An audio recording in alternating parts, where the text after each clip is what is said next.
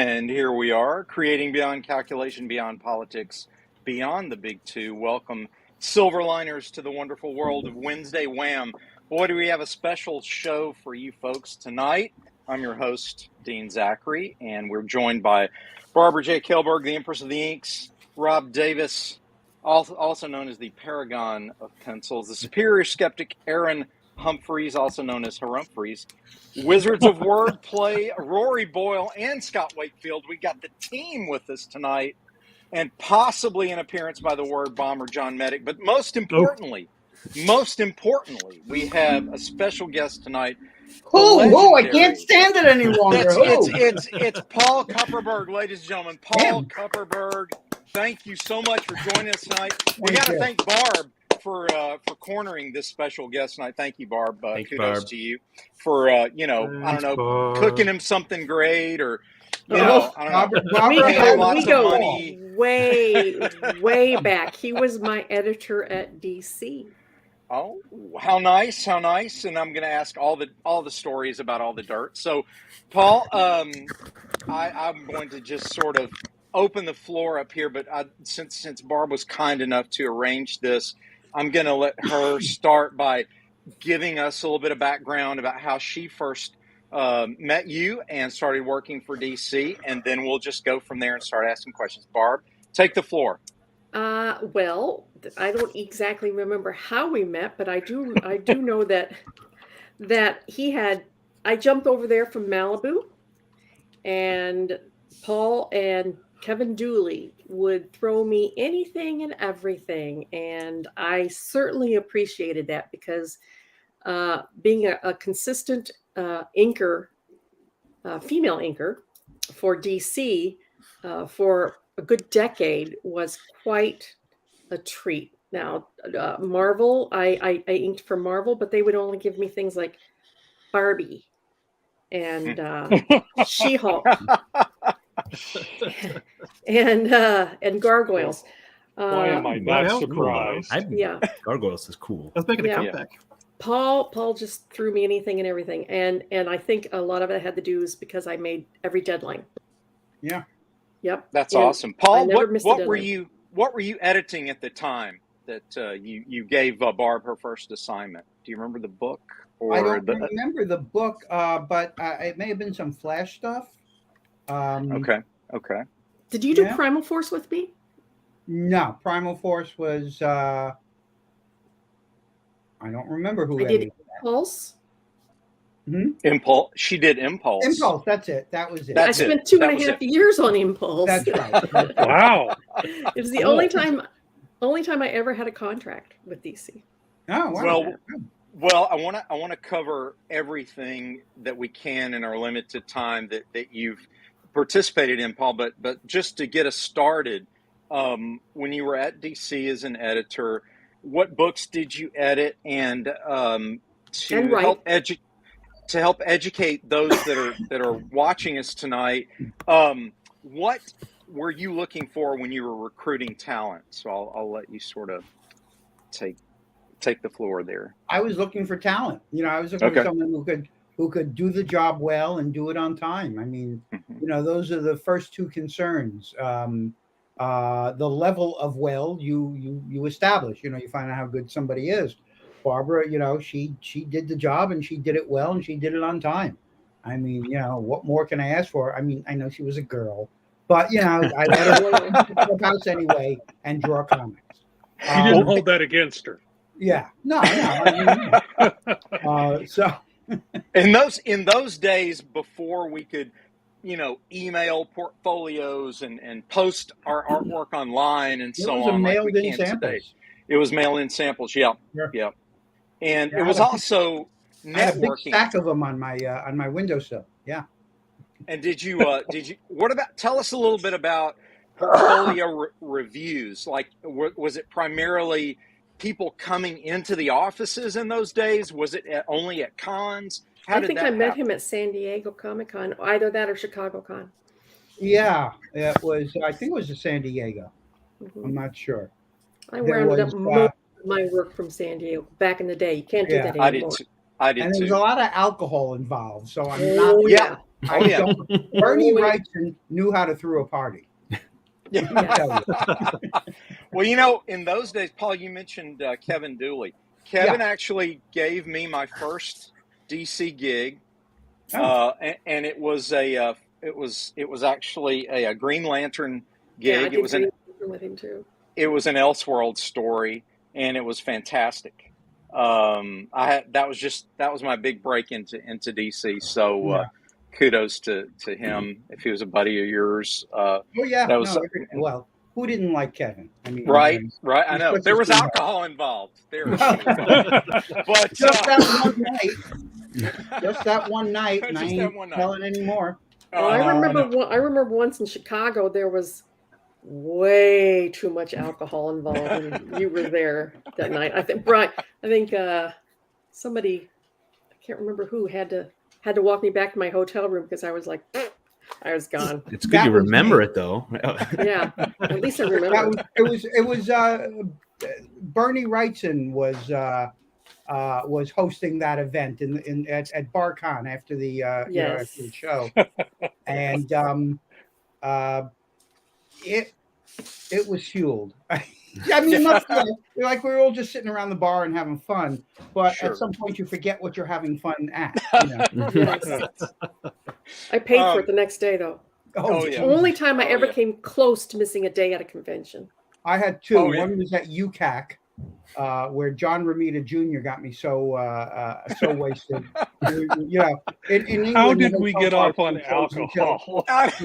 Just see how it goes off the rails sometimes, Rob, and then I'm here to pull us back. I want to touch on some things, Paul, in terms of editing then and how the stories were crafted for creative teams, because it's fair to say, I think Barb might agree, and you may or may not agree, that in those days it was common to have a creative team be on a book for a lot longer than a 4-issue or a 6-issue.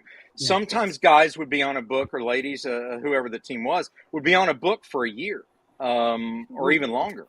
Or longer, and things obviously there started were people who were on change. books for 10 and 15 years. Right, back in the day. Yeah. So, in other words, was the litmus test in those days, if it works and it ain't broke, don't fix it with a creative team? Is that pretty much what you guys? Okay. I guess. I mean, I was in no hurry to when I had a winning team on a book, even if it was just winning because they were on time and I didn't have to listen to some idiot yell at me at the Wednesday afternoon editorial meeting. If you'll ask after the show, I'll tell you who the idiot was. But can we get people to pay, and then we'll put it live on the show? We'll do a paywall. Yeah. So right there, that was a plus. Right. But I tended to go for people whose work I liked, whose stuff who I trusted. I wasn't a hands-on, a heavy hands-on editor. I was looking, let the writer write his story. He may need help sometimes in finding a direction or fixing a problem or something, and I'm happy to help. But otherwise, it ain't my story. So, let them do it. And I can't draw. And besides, who am I to tell, Paul Ryan or John Byrne or Mike Diodato how to draw it? Oh, Tatiana Wood, let me explain coloring to you. No. No. What about the trick is to hire good people and get out of their way. Well, that's right. Yeah. That's how I felt about working. And most of the editors were that way.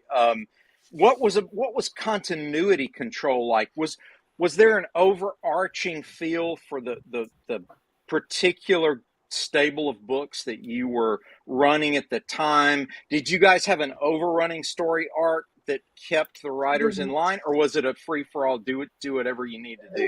It wasn't a free for all. I mean, stories were discussed before they were written. Okay. But usually, if I don't know, Grant Morrison and Mark Miller come to me with a Flash plot, it's probably going to be okay. Yeah. Would they pitch? I would Would read they it, pitch? and I would say, hey, what about this or that, or maybe you want to think about doing this instead. And sometimes they'd go, yeah, sure. I mean, I'm not just talking about them, but any writer. Right. If I had to work that hard, if I have to work too hard with a writer, I might as well write the thing myself. Right. And you did write a few things yourself. You did. As a matter of You have fact. quite a writing credit with DC. Oh yeah. Run through a few of the titles just so folks listening can know what you've worked on for DC. There was Superman, Supergirl, Superboy, Arion, Lord of Atlantis, the Doom Patrol. Boy, I must have written some other stuff. Green Lantern. I seem to remember Checkmate. Right. And yeah, I love that book. Yeah, I mean, at some point in the 70s and early 80s, pre-crisis, I was just like all over the place. I wrote, most of the characters in the DCU at some point. I got to put my hands on them. And you killed off a few too. And I killed a few, sure. They were asking for it. Paul Kupperberg. I like to kill the birds. Vigilante, right? Another title. Vigilante, yes, Peacemaker. I love that book. Peacemaker, right? Right. So, I wrote many, and I went on to do stuff for other people. Anything from Archie to Brad Simpson and Archie. A man who killed Archie. I know, we're gonna touch on that, but before we get away from DC, I was gonna ask a question. Comes up in our streams quite often, and we talk about how to make. Why is it this color? No, sometimes, but usually it's more conceptual in terms of how do we make our characters more interesting? How do we make them more compelling? And a lot of times we start talking about established characters, and we'll say, it just seems like people have trouble writing Superman. So you're the person I really want to ask this. Was it more difficult to write Superman than the other characters? And okay, you're shaking your head. No, it wasn't more difficult. No, Superman is great. Superman, if you can't find a way to write Superman, I heard a lot of people saying things like, we just don't know what to do with him anymore. Well, then you're an idiot. Because that's my point. Yes. Tell us how you really feel. Trust me, dear. I've never known him to hold back. I mean, if you go nowhere else, just look at those last lines from the Superman TV show. Truth, justice, in the American way. Yeah. Proceed. Yeah, that's pretty much it. I think most people think that he's such a Boy Scout that he has no conflict. That's because for most of his existence, he was written that way. Including me. I mean, I tried to do a little bit more. I was on the book in the last few years before Crisis when everything, changed. He is a Boy Scout. That's part of the appeal. But you can write 2 or 3 Boy Scout stories, and then you need to, Eventually, I found a few stories here and there where I thought I got at the character as opposed to just writing about him. But again, that was, that's what, 30 plus years ago. Right. I think I can do a better job now, because I actually have something to say and have acquired some skill as a writer. Sure. Well, we get that a lot. The guy. You folks will support me on this. It's a discussion all the time, where we think the Boy Scout style characters, people seem to either deconstruct them or change them, and they have trouble with that ethos, I guess, making it believable. And sort of now that we're all sophisticated and post-millennial, and we don't really do the truth, justice, and the American way thing anymore. We're way too advanced for that. And I always think, well, that's kind of silly. I mean, there's always a story you can tell, about Superman doing what Superman does. But it's an interesting, phenomenon when you're dealing with a character, ongoing serialized fiction with a character for over 80 years. John Byrne and I were once talking about, we were grumbling about, they're not doing Superman right. They're not doing my Superman. And at some point, I realized that, we probably didn't do Superman right either. We did our Superman. We did it on the shoulders of all the Supermans that came before us by all the other creators. But the only people who ever got Superman right were Jerry Siegel and Joe Shuster. Yep. After that, we're all just interpreting what they intended. And who the hell knows what that was, other than we should make a living. Yeah, excellent. Excellently put. Yeah. I want to open up the floor. I'm sure other folks have questions. We're going to start with one of the wizards of wordplay over there who's looking like he's ready to ask a question. Mr. Scott Wakefield, also known as Swake. Surely you have a question for this gentleman who is a treasure trove of wisdom about comics, and you're a relative neophyte. Man, go. I am, and relative is very true in this this illustrious group that I'm with. Thank you, Paul, for joining us. We've had a few episodes on our show here about professionalism and the craft and making it in the industry. And writing is a really, really difficult industry to be in. If you don't have to go on too long, but what tips do you have for writers as far as getting in the industry and staying in the industry and keeping it professional? And what do you see as big goof ups that young people or people trying to get into the industry are running into? Well, all right. Hey, whoa. Let me write just. Can you hold that for just a second? Follow-up question. I'll write that. I might have a few thoughts on the subject. It's really just a matter of learning how to interpret people. As you're writing a character, things come up, and there's no way you could think about these things when you're conceiving the character. Who knew he was going to run into this situation? I'm writing a thing now where this chapter is 3 times longer than it needed to be because I kept coming up with like, oh, well, this works with the character. This will add to it.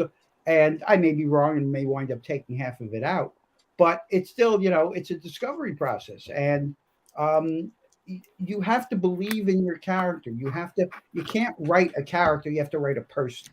Mm-hmm. You have to understand that person. That's really it. Like, it's hard in superhero comics to do this because they can't be real. Like in the whole history of the world, no one has ever put on a costume and gone out to fight crime. Ever. Right. Well, not successfully. Ever. What does this tell you about the idea? Right. Yeah. Yeah. It's goofy. So, yep. Right. So real people don't do it. So the people who do it, well, the only way I could convincingly continue writing this stuff, after Superman and all that stuff, which was kind of had this whole pre-crisis had this childhood hold on me. I discovered this stuff in, I've been reading comics since 1959, mm-hmm. Before I could read them, and so these old things, Julie Schwartz and his comics and Mort Weisinger and Murray Boltinoff, these have true meaning to me, and so it's hard to kind of be objective about them even. But then once you get past, once I stopped writing that and started focusing more on characters like Vigilante or Checkmate without the superpowers, it was like, well, this is a lot easier because I don't have to try to imagine what a guy who can fly can think like, or, all this. I just have to write this guy. Yeah, he wears a costume. And yes, he's crazy because he wears a costume. Right.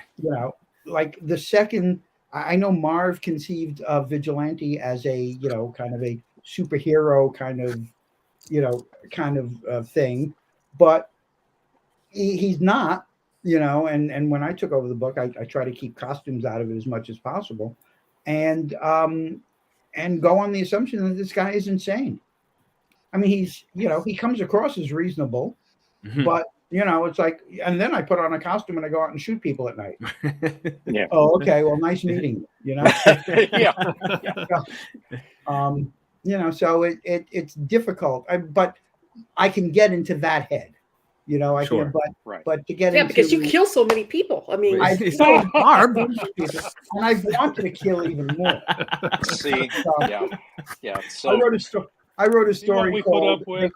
for an anthology published by Crazy 8 Press, which I'm associated with, and the anthology was called "They Keep Killing Glenn," and every story was about everybody killing one of our members, Glenn Howman, and I wrote a story that was like Groundhog's Day. Oh. So that I got to kill him thousands and thousands of times. Oh, wow. Genius. Yeah. So, you know, I can understand. they killed Kenny. They killed Kenny. Again, this is sort of a segue similar to Scott's question here. What level of fantasy, I know it depends on the character, but we often talk about this on the stream as well, this level of the suspension of disbelief, and then the percentage of fantasy and realism that you're constantly walking a tightrope when you're taking these characters through their adventures as people, as you so rightly say. You know, how much realism do you want to put in a comic? I mean, do you want it to become a police procedural if you're writing vigilante? Does it depend on the story? But I do want them to get reality correct. And they don't. You know, you read these stories where there's some legal, you know, thing at the center of the story, and it's like, well, that's not how the real trial works.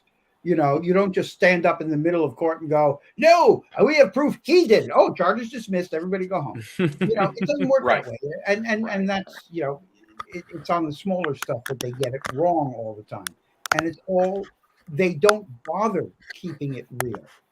You know, people don't. You know, it's like. I think back, everybody, you know, Fantastic Four. The first 100 issues of Fantastic Four are considered, you know, one of the greatest runs of comics ever. In reality, it's only issue like number 42 through 80 something. But still, the first 100 issues, A-okay. But I tried to reread the first 100 issues of Fantastic Four just for the hell of it. And by issue 19, I was just like, I couldn't do this anymore. You know, it was fine back then, but now you've got this, like, is the whole apartment made of asbestos? Because Johnny sits around the living room watching, you know, listening to the stereo, putting on.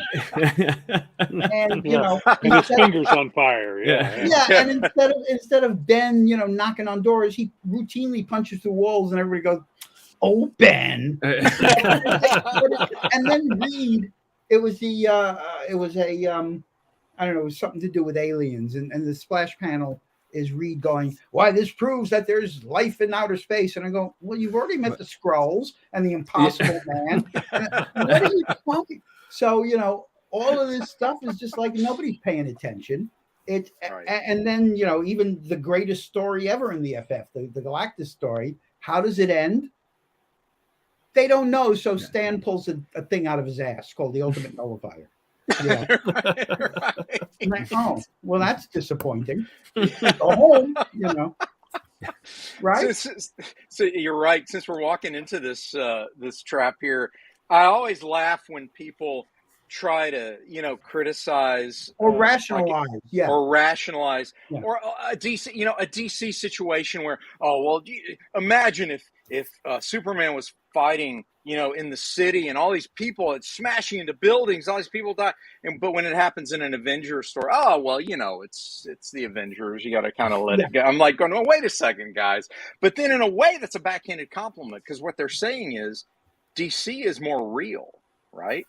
Or they're trying to be more real. So there's a level of realism that they expect almost from the DCU, where Marvel is almost considered more real in terms of places and people having problems. But it seems like, as far as, at least in the movies anyway, the Tesseract made it happen. You know, that little magic box that everyone is racing. Just, you know, the Tesseract. I mean, you know, like go back to Lord of the Rings. You know, it's all about a little dinky ring, you know? Right. So there's a lot more magic, even though it's in the real world. But then you go to DC and they do something crazy and people go, "Oh, that's unrealistic." He was, Superman would never let that many people die. He would, those buildings got destroyed. It's like, I don't know. And he wouldn't. That's weird. Superman He would take the fight out into the country or out over the ocean. He did it all through the death of Superman.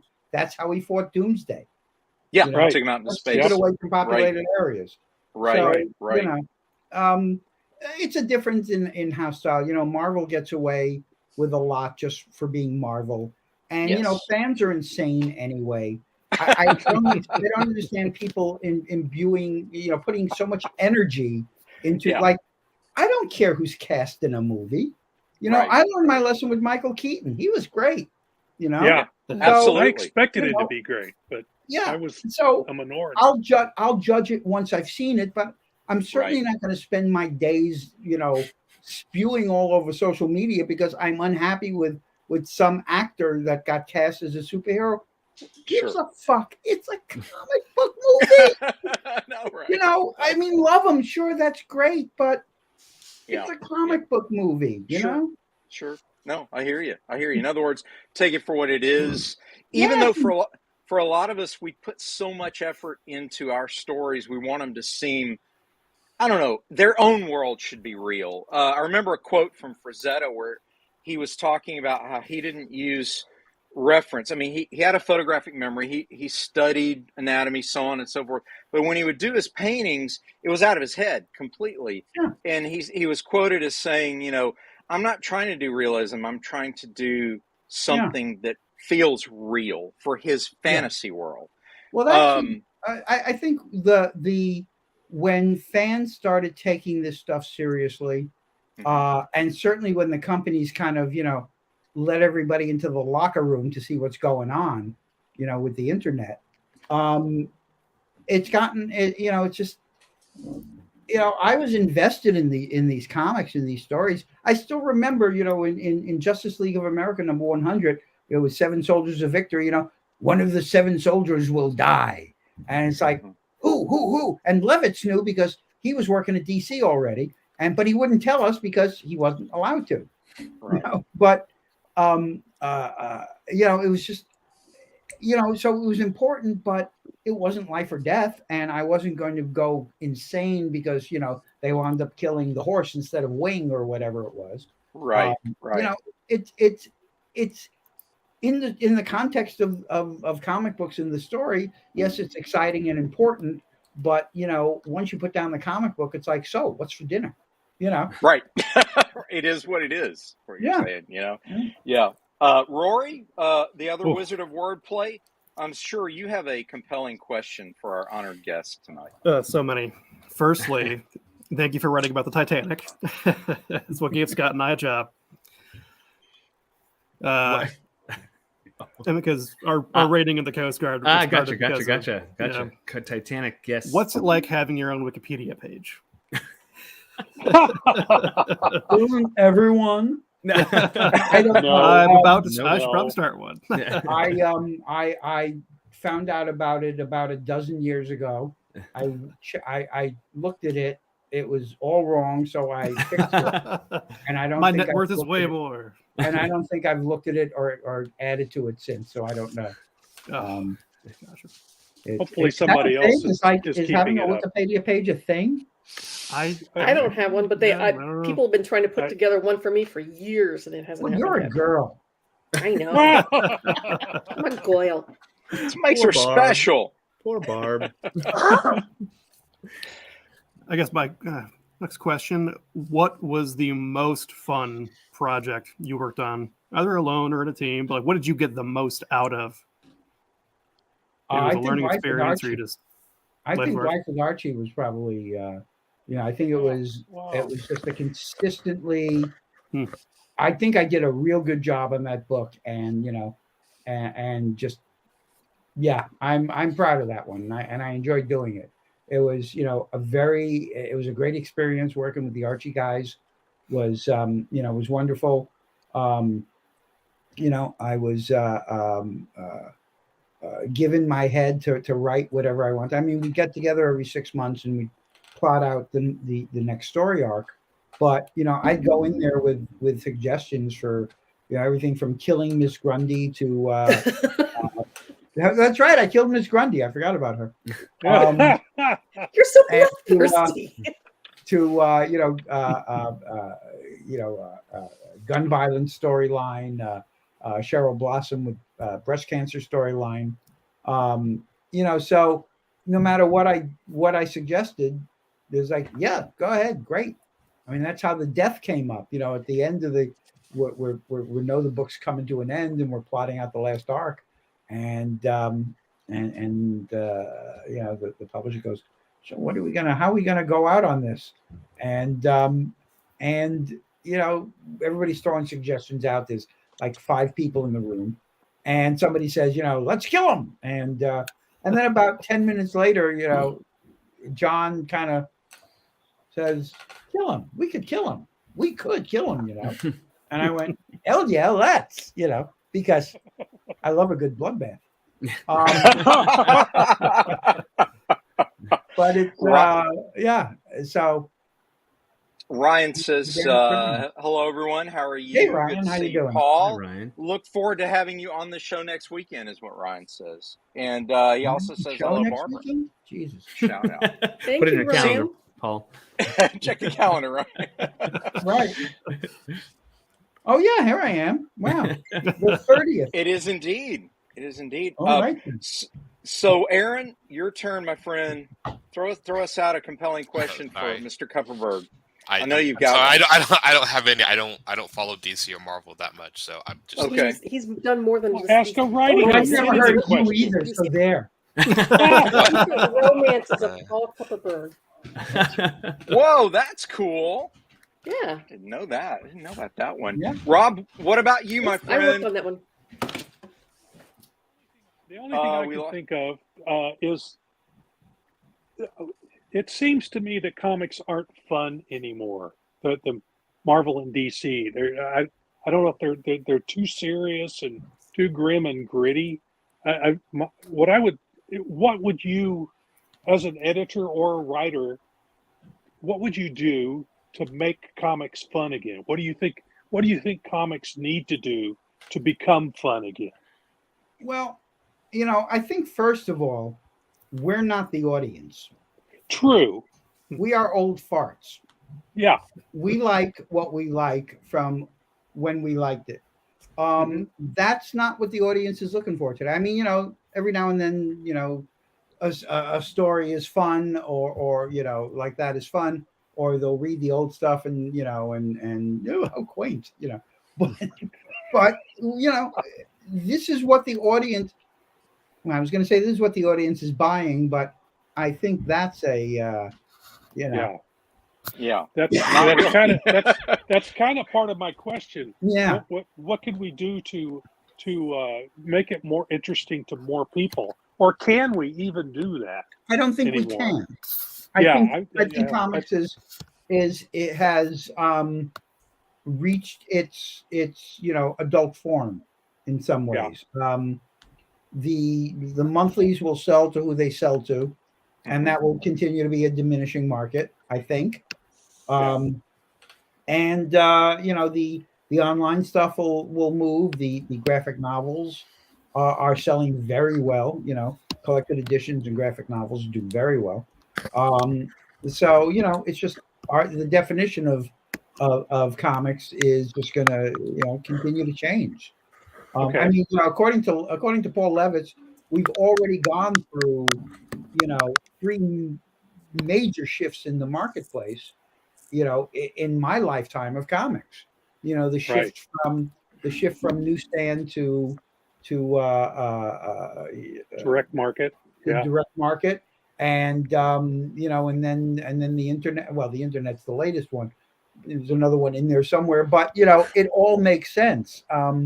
The market has to evolve. We're what are we coming on a 90-year-old medium.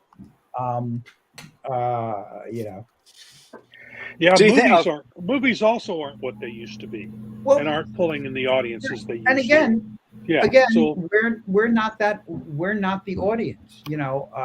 True. Movies, the movies we like are probably going to show up in art houses or just going to run on Netflix from now on.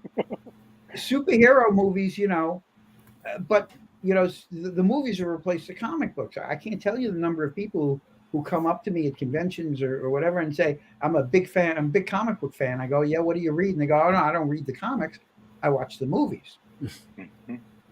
To them, that's being a comic book fan. Yeah. Okay, well, take it away. That's leads me to what Fruitbat says. The audience isn't buying, is what Fruitbat says, and he's saying that, and you've touched on this.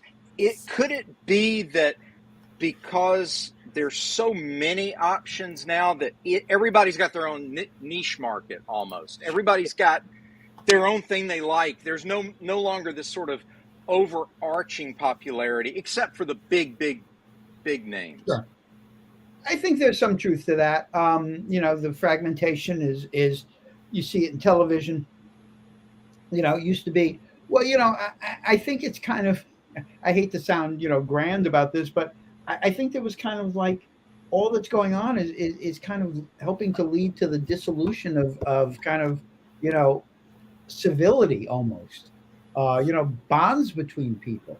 Like when I was growing up, we all watched the same thing because it was only, 3 channels. And so, I watched Ed Sullivan to see the Beatles and the Rolling Stones and whatever else, and the comedians and stuff. My parents were watching, ballet and pop singers and Broadway excerpts on the Ed Sullivan Show. We were all watching the same thing. So I not only, got my culture, I was getting big doses of their culture as well. Right. As a result, I know who back then Jack Benny actually was still a star. But, now if you go up to a 20-something and say, Jack Benny, they'll go, who? Yeah. So the fragmentation is part of it. But I guess the plus side of the fragmentation that we talk about on the stream a lot is that if you can find that small market that supports what you're doing as a creator and it can sustain you, you can make a living off of it, now is probably the best time to ever do something like that because we have a worldwide market through the internet. Is that fair to say? To some extent, but it's when I started writing, my first sales were to Charlton Comics in 1975. I sold a bunch of horror short stories, and then I started writing for DC, and as a consequence, I stopped writing for Charlton because DC paid 3 times the page rate. But I also abandoned trying to get work from Gold Key and from Warren and other companies, and so I wound up with all my eggs in one basket. And for a while, it was fine, it was comfortable, and then it wasn't. 2000. Right. So even that small, if you find that small market, how long are they going to stay with you? They're going to outgrow this stuff. They're going to move on to the next thing. So it's diminishing returns. It is. Fruitbat says the big names are dying on the vine. Yes, we need to make comics fun again. I mean, when I can't give a superhero comic to my boys because the content isn't suitable, what do you do? Well, yeah, he's got a point. What do you say to folks who say, I need, I want something that I can give the kids and not worry about this or that or the other? It is out there. I think it's out there to a certain extent. Although, even DC, they took the, they took Scooby-Doo and Flintstones and, made them real. Mm-hmm. Well, what about over in Japan, that market is massive. What are they doing that we are not? They didn't stigmatize comic books. Yep. America the 1950s screwed us. Yep. Yeah, well, in the 40s they were kind of acceptable. Adults could read them. Certainly, GIs were reading them by the ton. Overseas, and adults, could pick up a comic book. But by the time the war was over and we were getting into the late 40s, it was you could see the stuff turning more juvenile. I mean, it was pretty juvenile to begin with, but sure. it was just turn. And then by the 50s, they became evil, and nobody respectable would read them. And again, at the time, they were still selling 1 million copies of or 800,000 copies of Superman or Action Comics, but that I've seen numbers over the years, where you could just every year by year you could see the dip. Detective Batman was on the verge of cancellation in 1960.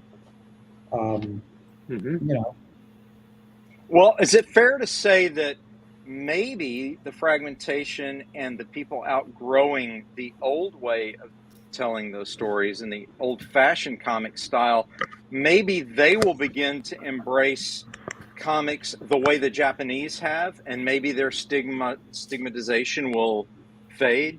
Do you think with the new generations? Is that too much Maybe. to I hope hope for? so.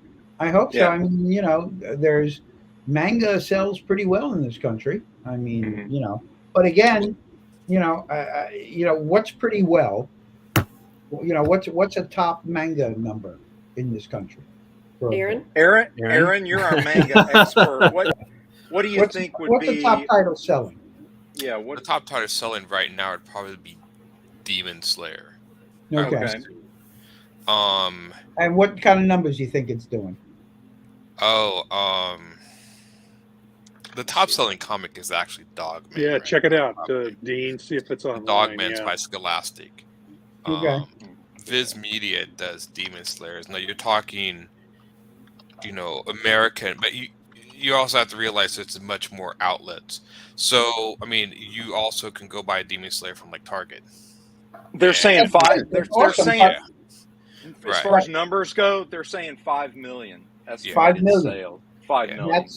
But you have to remember, manga was an imitation of American art. The guy who created Sure. manga was trying to imitate Disney, Right. and so it wasn't. It didn't have, like you said, the stigmatization of that word that American comics had. Americans have always had this sort of idea, and you can almost probably draw this back to the humanist movement coming into America, of the sort of intellectualism that came with like philosophy and stuff. The philosophes, that the idea of like anything that had pictures was considered Frivolous. non-educational, frivolous. Yeah. And that came from the intellectual pursuit of, history lesson in America is founded on humanist movements, the country itself. So the idea of like, we are above animals, we are human, we are intelligent. And so anything that would we wanted to engage ourselves with intellectual, complicated ideas. And books were the most sophisticated. Books are still the best way to convey an abstract, complicated ideas. Pictures, it takes a little harder sometimes. I mean, being a, Listen, I put together IKEA furniture. I know what you're saying. Right? Yeah. But my minor was in philosophy, and I was writing, and my comic that I wrote, I do write about philosophy, which I don't find hardly any of that in comics. Some in manga, you get a decent amount in European, but I do think American comics have also leaned into the stigmatization or the juvenile by not writing or addressing ideas you would find in books. They stray away from that because they seem more interested, sometimes I feel, in sales than in actually making literature. I mean, when you talk about classic there is literature, no interest in making literature. No, like yeah, Kill a Mockingbird. There's no interest in it. Right, of Mice and Men, the Kill a Mockingbird, famous literature, they just, those were wrote they to sell never books. cared. They And wrote so those to sell books. is to sell books. Those are sort of classic because they're challenging and complex ideas, things that comics stray away from. And I do think superheroes could have done that. They could have challenged more ideas or whatever, but instead they just attacked or focused on black and white ideas. I think it was something that I think was an opportunity lost, actually. Yeah, no, they definitely, it was all trivialized and infantilized. To a large extent. I mean, you can't read a Jack Schiff Batman story from the late 1950s and think that the audience. I mean, I have recently looked back at some of those old stories, and there's nothing there. They don't. It's just like literally they move from point A to point B to point C to point D, and that's it. I mean, Andy. It's all plot, no characterization. It's all plot, no characterization. It's all, no characterization, right? There were stories there where it's like, what's the bad guy's name? They don't even mention the bad guy's name. Right. He's doing some dastardly thing, manipulating people's minds or whatever, and they don't even bother giving this guy a name. This Fruitbat says Japan lets the book age with the audience, then start a new series with the new generation. So a book that starts with one generation of 12-year-olds isn't suitable 20 years later. So he's Harry making Potter the did point. that too. Yeah, Harry Potter. Yeah. Sure. Harry Potter did that as well. Yeah. Japan does that a little bit. Yeah, but I mean, Japan also. I mean, well, this was an anime, but like the one of the Firefly was about kids surviving Hiroshima. Okay. It's a movie. Stuff about like Appleseed Ghost in the Shell. I mean, they are attacking. You have stuff for kids, but there's stuff that they're like again attacking intellectualized. Right. And adults just, I mean, I give a comic to a kid and they immediately think, like most people, well, this is for kids. And that's something, and we uphold it. And by giving so much money to Disney, which has locked that image into America and has never let it go, has caused so much damage or detriment mentally to people's view on comics and stuff, that it's like, if you want to do anything that's not suitable for kids, you might as well just give up and go to either Europe or Japan to do it. Or in America, it's just not going to work. Or do Mouse. But even Mouse is like, it's a popular book, but is it a big seller? Is it? If you ask most comic book people if they know Mouse, non-comic book people, never heard of it. Right, never right. So what you're talking about, again, we've touched on this before too, Paul. It's an interesting discussion. We're talking about commercial art, fine art, the balance. And, a lot of us want to do a combination of both. Sometimes you just want to do popcorn. Sometimes you want to do a thought-provoking thing. And there's room for all of it. And what we art talk is about art. is, you can categorize it as much as you want. You can assign it labels and names, but if you create something, it's art. It may not be good art, it may not be high art, or whatever the hell that is. Right. If comic books are so low, why was Lichtenstein ripping them off? Right. He was probably being ironic or something. There's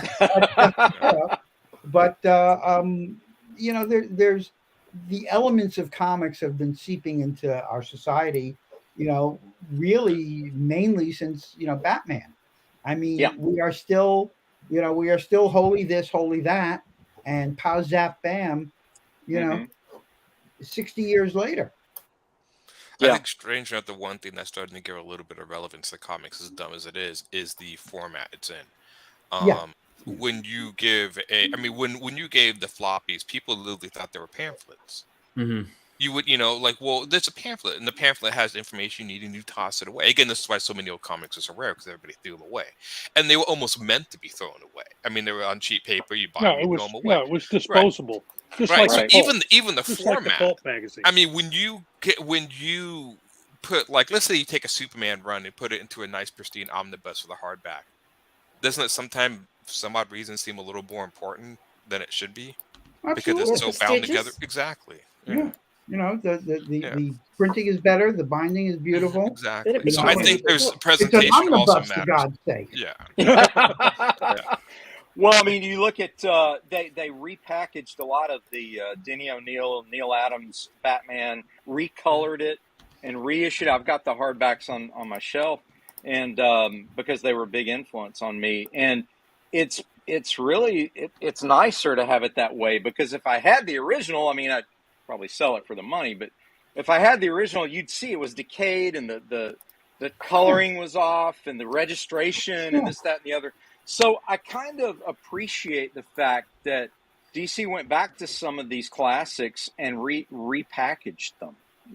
My only issue with that stuff is they don't do enough of mine. So they do. I had to admit, on it. They do pick out certain ones, and most omnibuses are runs from like late 80s or 90s. They have a hard time going back. I mean, we don't even have a hardcover omnibus of the Dark Phoenix saga. I mean, that's kind of silly. You can find a paperback, you can find it collected in an omnibus, but a nice hardback version of like one of the most classic. No, we don't have that. Not that I know of. That surprises me. I seem to remember seeing that they had made one of those. Maybe at some time. I'm not sure. I mean, they could have. But I mean, there's such classic stories. I mean, when they finally it's all about the money. I imagine they would put that together just to try and make some money off of it. But I think it has been done. But there's a lot of Bronze Age DC though that they've done that with. So maybe they're working their way up, Aaron. Yeah, I just wrote an introduction to the House of Mystery omnibus that includes the Dollar Comics run. You know, goes into the beginning of that, which is where I started. I used to write the introductions for those Dollar Comic House of Mysteries. So. Yeah. I want to ask you, Paul, because you'll be helpful, I think, with this subject. What was considered healthy sales in each of the time periods where each of the decades in which you've been working? Yes. Yeah, that's a good question. Like, what was the cutoff? Like, if it's not selling this, kill it. I mean, I know that changed. It changed, and we didn't really talk about that much back in the 70s and stuff. I mean, you know, when there were no royalties, you know, I don't care what it sells. Right. As long as my check clears, you know. And when I started, I had to sign the back of the check that included the stamp that says, you know, you're signing away all rights. Yes, you give up all your rights to this character. I remember that very, very well. Oh, I remember that too. I'm going to segue here for a little bit because we've been so concentrated on superheroes in DC. But I would like to ask Paul about his non-DC work. All right. It was before and after DC. And you and I left DC about the same time. Yeah, they shoved everybody out and brought in the whole new crew. Yeah, I left in 2006. Well, for around 2001, I moved out of DCU because enough was enough. I mean, you know, how much Dan Raspler can any human being take? I moved into the special projects, licensed publishing, and I did that for the last few years I was there. But I left in 2006 to go to Weekly World News. Really? I did not realize you went to And then after that, catch us up on your life after DC. Well, after that, I had been doing some writing for Weekly World News, you know, articles here and there. And they were looking to make a change and bring the staff to New York. You know, it was being published down in Florida, in Boca. And, you know, the Anthrax building. Famous American Media Anthrax building. Nice. Okay. That was Weekly World News. So whole change of staff. I was hired as executive editor, and we brought in Bob Greenberger came on staff as well, managing editor. Matty Glaustein, who was in DC's you know, production department doing photoshopping and all that stuff. We hired her to be our photo editor, and we hired someone from DC's production department to be our you know, designer. So it was like, you know, working with old friends, and I was there for a year and a half, did a lot of stuff, wrote a lot for them, was trying to, the paper was losing, speaking of circulation, was losing numbers bad, and also the distribution, you know, they Walmart was a main outlet, and Walmart, you know, sucks money out of a product whether it sells or not. So I had worked up some deals. We had a $50,000 contract with Random House for books. We had a deal percolating with Dark Horse to do action figures, you know, Batboy and stuff. And best of all, I had cut a deal with Diamond to distribute Weekly World News in comic shops. They were going to take 2,000 copies a week, which would have literally put the paper back into the black. But the distributor, paper's distributor, which is owned by the company that owns the you know, newspaper itself, AMI, they nixed it because I might actually show them up. So anyway, they wound up the paper wound up dying in August of 2007, and then I went freelance for a while. Did a short stint at DC working and in their collected editions department. I was literally putting together collected editions. I was, doing the book maps and doing the dummies, xeroxing all the stories and putting them together. And, so I must have done, like 40 of those. I think. Wow. And never wound up being published. But, and while I was there, I got a call. Somebody, the switchboard, the receptionist knew that I knew a lot of, stuff about DC and was good for information. So she passed a call on to me from an editor at World Wrestling, WWE. And he said, yeah, we were starting a kids magazine and we need an editor to do, comics and cartooning, blah, blah. Can you guys recommend anybody? And I recommended me. And wound up getting hired, which was cool because WWE was 10 minutes away from my house here in Stamford, Connecticut. That only lasted about a month, 2.5 months, because they're idiots. But then I went back to freelancing and, pretty much been doing that ever since. You killed Archie. And I killed Archie. Bastard. He was wearing a hoodie and carrying a bag of Skittles. You were saying something before we came live here that you had interviews from people as far away from India about killing Archie. Oh yeah. No, I was getting calls, from India, from all over Europe, Philippines. I was doing interviews all over the world. How could you kill Archie? Well, we're not really. It's kind of like first of all, he's not real. And the version of Archie I'm killing is a less real version of Archie than even the not real main version of Archie. So that went over like a lead balloon, I bet. What did they what did that do for circulation for you, Paul? It didn't do diddly squat. The book was canceled. It's just sort of different when you kill Superman, right? That's a different thing altogether. Well, that was that was a stupid accident. Tell us about that. Well, I remember the day the story broke. I think it was in like November of whatever year it was, and it was a slow news day. Just happened to be a slow news day, and DC released the Death of Superman press release, and suddenly it's the end of the world. And it became the biggest event. I think that thing wound up selling like 7 million copies or something because everybody bought a lot of copies because they knew they'll be scarce and they can sell them later.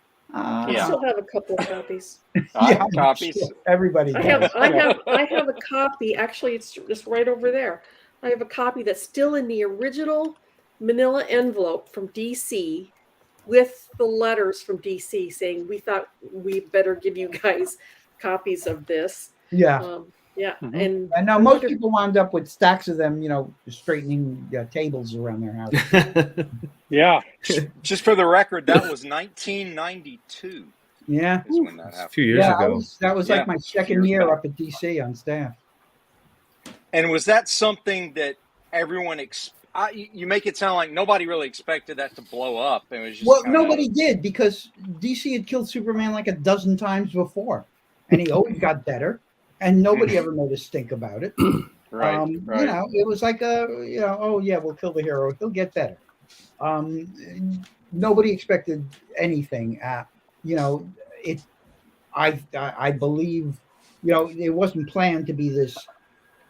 It felt like years. It really felt like that story just went on for years. It was as long as the trial of the Flash. But nobody, they just kept adding to it. It's like, oh, this is going well. Nobody thought this, the was gonna. There was like a happy accident.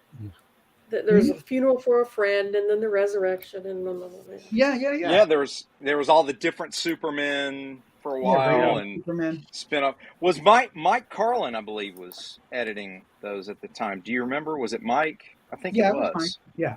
Yeah. He was It's a competitor of the Superman and ran the Superman books into the ground. I mean, he ran the Superman books. in the ground. Wow. And There's then like not too 40 long. bazillion crossovers. Not too long after that, we had Batman breaking his back, if you remember, as well. So then that happened. But yeah, that seemed to be the event decade. I know a lot of our younger folks, that's when you guys were reading, right? Scott, Rory, you guys were reading at that time, right? When all the Death of Superman, Batman breaking his back, all that stuff. What did you guys think of that? I mean, did that get you into it, or are you like, this is such a gimmick, whatever? So I just knew they would come back. It didn't really affect me at all. I'm just it was kind of too incredulous. DC just killed one of its cash cows, and he'll never be back. Right. Ever. Well, that's the end of that. Move along. What's I guess everybody I'm having for done. dinner? That's Bob Kane. Ha ha. Exactly. Well, that was always kind of one of my problems reading, not even superheroes, this continuous sequel, like sequential books like on for decades, that you never really can do anything to the characters to cause permanent change or things to the story. Like people like, when do you quit reading comics? Like when you get bored, I guess, because they'll keep going forever. Yeah. Especially American comics. You have to give the illusion of change. Right. But there was no payoff. Like you read a story, like how's this going to end? But it never ends. So there's no big payoff, and that was a little frustrating to me sometimes as a reader. It's not my idea, Aaron, because I've said this before too, and this is not my original idea. Why have they never, like the big guys especially, why have they never run a chronological story? Let them age, let them get old, let them die, let them and then end it and start it over. Just people have done that, but the because DC money. Have. Because money. I feel, the guy who did Cerberus, Dave Sim, did that. Copyright, trademark, and how are you progressing? How are you aging the guy? Are you aging him in real time? Because that's excruciating. Well, yeah, but I mean that's the question. Like that. I feel like closer to real time. I mean, because you have these. Aaron says these guys that live forever. I mean, we got Bruce Wayne or Tony Stark that they're 90 years old, and well, I know we have to suspend. They live in another time world, but I would be interested in a story that went year by year, or maybe some sort of alteration of it, but closer to a real progression, and let them age and let them pass the torch, or like Old Man Logan. Right. Well, and then let them die, and then we can all agree. We all know that the Batman storyline ended. That's why the Dark Knight Returns was so popular, because Frank Miller did do a sort of ending to the series per se. In other words, it was not a permanent ending, but it was a sort of like, well, if this ended, this could be a way this could end. This could be a way to end it. And so there was and then he came back and did it again. It's not an ending; it's a resolution. Resolution. And I think that's what's missing from a lot of stories. I mean, when you start reading any story, you buy into the story wondering how it's going to end. And if it never ends, then it's kind of like you're sitting there in a moment of tension. It's basically you're sitting at the moment of climax, like the whole time. It's like resolution, climax of a story. You're edging. Yeah. And so getting close to the resolution. We just lost our affiliate. We lost our everyone. So, we're done. I mean, I've never understood don't know what that really means. Most manga does go, I think the most is 26 volumes. There's some that are still going. But they do eventually end in some capacity and move on. Because then we have like the Simpsons who they've been on for 35 years, and they flash back to the 70s, they flash back to the 80s, they flash back to the 90s, they flash back while you're aging the character, so you're going to have a guy who's aging in real time, and you're the audience following isn't going to want to read this old guy. I know, but so how often do you start books like that? That's a good question. It's not practical. There are Gunsmoke, ran for what, 16 years. Bonanza, 20 years. 20 years. Yeah, so, and nothing ever changed. No. And what audience want. They think they want something new, but if you change it, they get pissed. I mean, I remember in the 70s, in the 60s and 70s, it was like, us young fans, us kids, we were going, Robin has been a baby, a little boy for, and then so they aged Dick Grayson, they sent him off to college, and we were outraged. Because you don't want what you think you want, because if you got what you thought you wanted, you'd think we were boring. Well, what about the multiple solution to that, though? There's an obvious solution. You have different titles. You have Scott's old guy version where the guy's aging in real time. You have the one where he never changes. You have the one where the kids take over and pass the torch, and have all the titles running at the same time. You're not taking the fan mentality into consideration. They want all of it. And they're not going to be able to afford to buy all of it, because you obviously have to start a new book every month to keep up with with the aging possibilities. So and comics. Oh, go ahead. I'm sorry. I thought you. No, but that's it. It's just it don't. If somebody comes up to you and says, what I want to see in the book is, first you tell them to bug off, because none of their freaking business. I'm the writer, not you, you little punk bastard. Take the job if you think you can get it. But you don't want to give them what they tell you they want, because then you're boring, you're dull. They predicted this. I knew that was coming. Sure, that's what you've been whining for, you grubby little. Well, there's a little bit of a difference in stories too.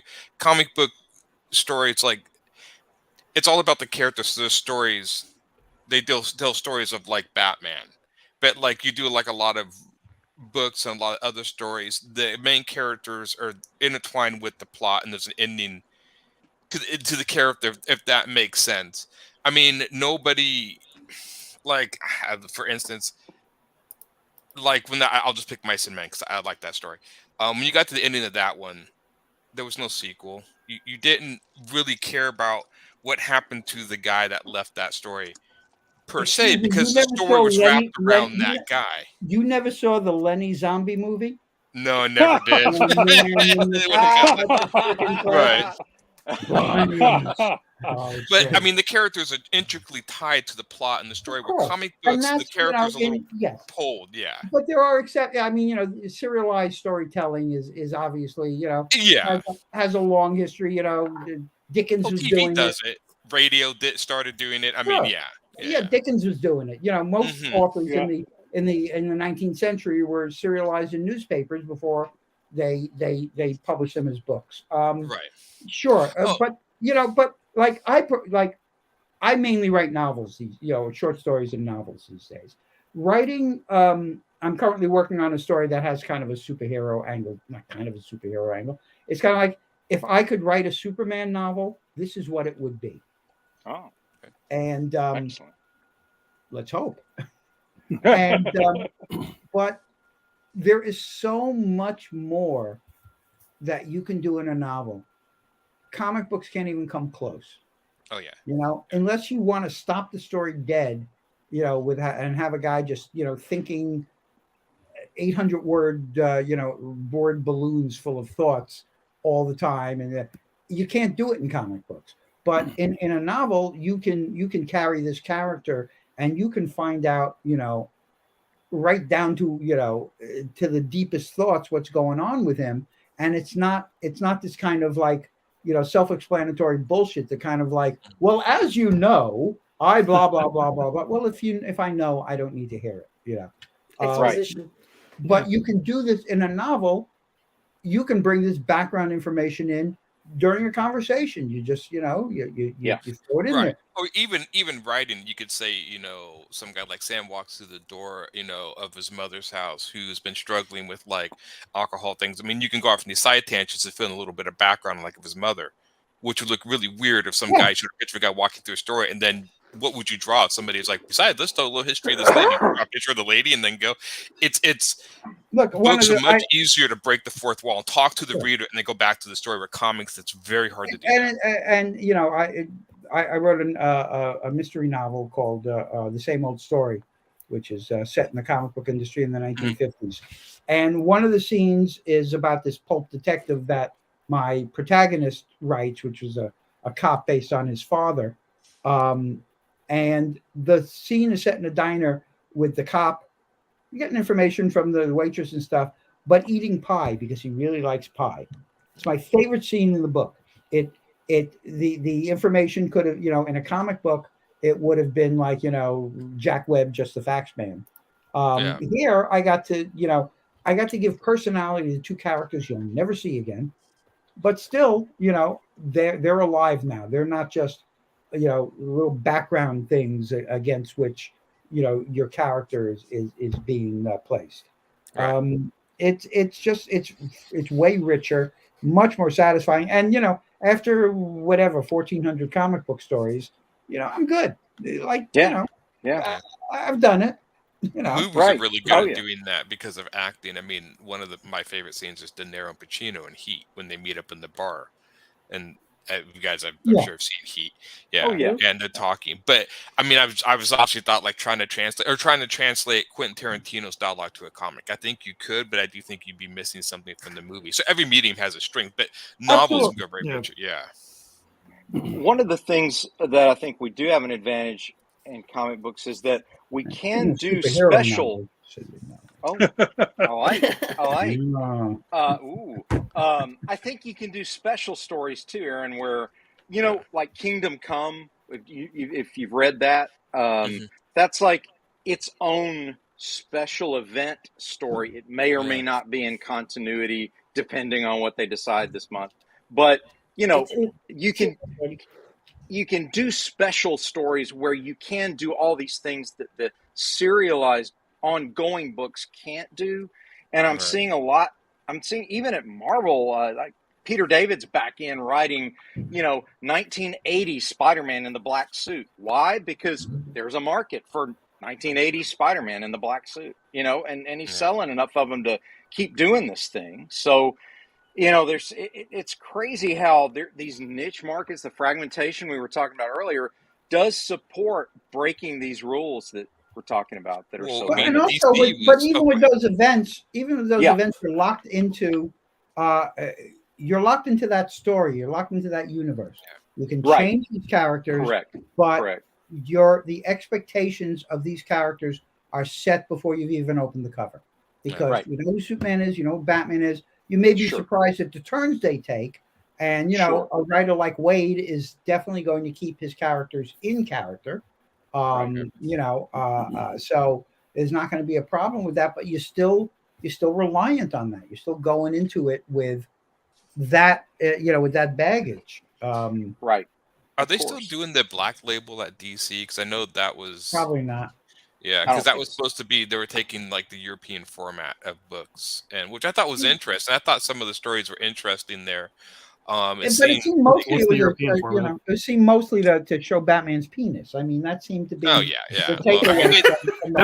There's Watchmen beat them years before that, so you know. Yeah, but that was a blue penis, and it didn't. That's true. Batman's penis isn't blue. Frankly, I didn't look close enough. In December in Gotham. There is actually Black Label going on. This is Jock's latest effort. This is number 2, One Dark Night, and they're doing it in this large magazine format. Yeah, so that's a European periodical format. Right. Yeah. Right. And they're doing it, I mean, because it's selling enough for them to do it. But again, special events, you know, they're not. It's not going to go on and on and on. Probably. No, but it definitely, you can see that again format. It's perfect bound, so it looks a little nicer than a floppy. Yeah. So I mean, European comics have been doing that for years. I mean, they put out what 5-6 issues a year, but I mean they take their time and make it. Sure. European comics though, they'll publish all sorts of crazy stuff half the time. I love reading them. I don't understand half the stories because they're very strange. I remember reading one where this girl in this fantasy world died, and then she broken the ferrets. And I was like, wait, what? Why is she a bunch of ferrets now? And the guy's like, well, yeah, these elves, whatever, when they die, turn into ferrets. Like this is common knowledge in the story. I'm like, okay, and he's never explained it. Why she turns into ferrets. I'm like, all right, that's cool. Have you ever read any, Aaron? Have you ever read any House of Mystery stuff where it sort of allowed for the beginning, middle, end, and not ongoing storytelling that you're talking about? I used to just I need to go back, but I used to just get stacks of comics in the library. I just added those to my cart. Yeah. That looks incredible. And so I just and I read all sorts of crazy stuff. I might have read stuff in there, but that's where I read most of the graphic novels and a lot of European graphic novels and stuff. My library just carries all. Like I said, one of my favorite ones was one called Marzi. I think it was called Marzi. And it's about this girl that wrote about her. She grew up in Poland before the communist, right during the communist fall, where it fell, and she just wrote stories about her as a child growing up in a communist country, going through that, and it was absolutely fascinating. And I've never seen that in a comic book store in America. I've only seen it at the library. I've never seen it. Again, I feel that's a little missed opportunity because, like I know a lot of people in the World War II, and if they did comics like about more history or whatever, we could probably get more readers in the comic stores if they had, other, stuffs about like history or, we do romance, but other stuff, which I think Wolf Hunter, our comic, can do that. Yeah, but, Wolf Hunter does that. Yeah, absolutely. Yeah. So. Well, Steam Patriots is so fascinating to me because it mixes the concept of the very popular concept of steampunk, but it is also historically accurate in the Revolutionary War. And after we're all done here, if we can get Paul's address, you can ship him some of your books. I would love to do that. Yeah, we can do that. That would be very cool. That would be very cool. Barbara. So, Paul, what's your favorite? As we wrap up the show, just about what are some of your favorite inspirations? Do you go to the classics and read? Do you read pulp? Do you read mystery, thriller, action adventure? Do you go back to superhero stuff? What do you read to get inspired? I don't need to read to get inspired. I'm going to write no matter what. Like, it's there. Awesome. I read. I read to feel bad about myself because other people do it so much better. And I, my favorite authors are Jack London, Philip Roth, William Goldman, Somerset Maugham, Pete Hamill. Those and are Arthur Conan Doyle, right? Who doesn't like Sherlock Holmes? I haven't read much Holmes, actually. I've been thinking about taking a stab at it. I also read a lot of nonfiction. I'm currently reading Arthur Marx's biography of Bob Hope. So cool. That does sound cool. Groucho's son writing about Bob Hope. So wow. Well, I want to open the floor one last time before we have to go. Rob, did you have a specific question for Paul or comment or no? I'll get you that $5, Rob. I told you. Let it go. No, during the discussion, I had an inspirational moment or an epiphany about why perhaps Marvel and DC continue to don't let their characters age like you're expecting, Aaron. It's because it's because the corporation is the creator. Oh yeah. Does that make sense? Yeah. You understand what I'm saying? If you had a writer who created a story and went to a publisher and they just published that story, that's one thing. But in comic books, the corporation buys the character and becomes the creator. And so that's why of course a corporation doesn't die. It doesn't grow or doesn't change. So they're just worried about making money on the character. They're not worried about telling a decent story. They just want to make money off it. So when you create a story like Dickens did, he wrote a beginning, a middle, and an end, but it was serialized. But still, when he finished a book, it was done. Those characters, he was done with them. So he moved on to something else. Corporations don't do that. You know, It's a when property, this it's an writer IP. finishes writing his version of Batman, they bring in another guy to do it again, to write their version of Batman. What we used to call characters are now called intellectual property. Yeah, IP. Intellectual Correct. property, exactly. Properties. IPs. Yep. Mhm. Yep. Well, the one thing I that's always that's I have my no- observation. I have no problem with when I went to work for DC, I knew the rules going in. Sure. And so I was fine with it. I signed the back of the there's check. I did nothing whatever. wrong with it. It's just an And a observation. few years I later, they said, okay, here, we will pay you. I just got my royalty statement for this quarter. It's not a fortune, but the strange enough, I'll leave you with a dumb thought. So as you grow up reading kids' books, all the characters in kids' books are kids. Most of the characters in books are adults. So why are the characters in comics teenagers then?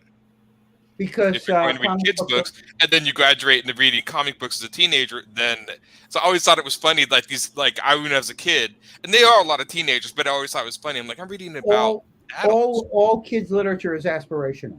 Yeah, Kids don't want to read about their own age. They want to read about the next level up. They want to read about their big brother. Oh yeah, I know, but Yeah, it just seems yeah. weird because I thought because I've written some kids' books and researching kids' books. I'm like, there's no adults in a kid's book, and yet when we go to comic books, you immediately go to adults. Well, like in, what you said, in Peanuts, there are but adults. there was not a lot of Yeah.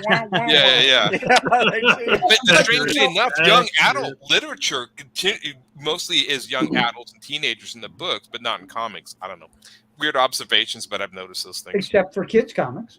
Yeah, kids comics. There Like are Harry kids' Potter's comics. all teenagers. That's young adult. Twilight was all Right. teenagers. That's young adult. Right. Sure. The But comics again, is adult. at 10, you don't want to read about yourself. You want to read about your big brother. Yeah. I don't know. I just always thought it was Exactly. weird. Well, guys, I want to thank you, Paul, for being so kind to Yeah, share thanks, your Paul. time and your Yeah, wisdom it was with us. fantastic. We appreciate it. And we like to close our show before the bumper by I don't saying, sing.